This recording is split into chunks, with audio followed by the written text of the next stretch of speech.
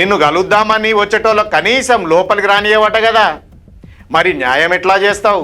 మీరు చూసినరో లేదో, ఈ మొత్తం స్కామ్లా ఆమె ముఖం బయటికి రాకుండా గట్టిగానే చూసుకుంది, కానీ నిజం నిప్పోలో బయటకు వస్తుందన్న సంగతి మంగిలికి చెప్పేటోళ్ళు లేరు.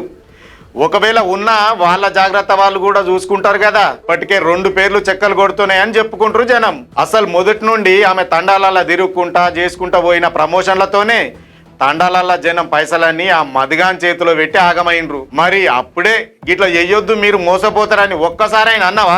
అసలు మధుకు నీ ఇంటిని కిరాయికి ఇస్తేవి, మీ ఇద్దరి మధ్యలో లక్షల ట్రాన్సాక్షన్ జరగడం చూస్తే జనం ఏమనుకుంటారు? ఇప్పుడేమో నేను పెట్టుబడి పెట్టమని బలవంతం చేసినా అని ఎదురు ప్రశ్నలు వేసుకుంటా శుద్ధపూస మాటలు మాట్లాడబడుతుంది. రోజు రోజుకు ఎండలు మండుతున్నట్లే ఈ స్కామ్ కూడా హీట్ ఎక్కుతోంది. జరిగిన మోసం తలుచుకొని ఒకరి తర్వాత ఒకరు జీవి తీసుకుంటుండ్రు. వాళ్ళ పాపం ఊరికేనే పోతుందా? ఇక్కడ గమ్మత్తైన ముచ్చటేందంటే, ఓ దిక్కు గింతలొల్లి జరుగుతున్నా మన సర్కారోళ్ళు నోరిప్తలేరు. అంటే పైసలు పెట్టి మునిగినోళ్ళు ఈ రాష్ట్రం జనం కాదా?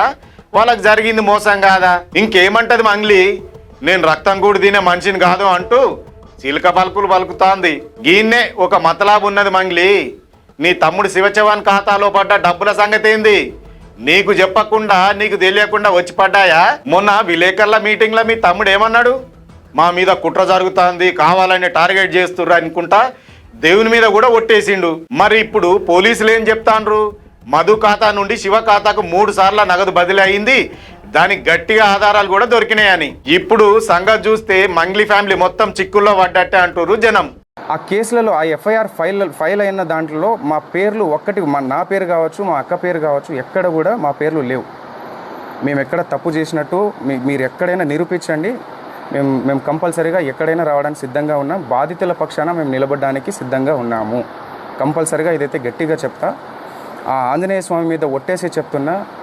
మా బంజారా కుల దైవమైనటువంటి సేవాలాల్ సాక్షిగా చెప్తున్నా. తుల్జా భవాని మా అమ్మవారు, తుల్జా భవాని అమ్మవారి పైన అమ్మవారి పైన ఒట్టేసి చెప్తున్నా. మాకు ఈ మైక్రో ఫైనాన్స్ స్కామ్కి ఎటువంటి సంబంధం లేదు.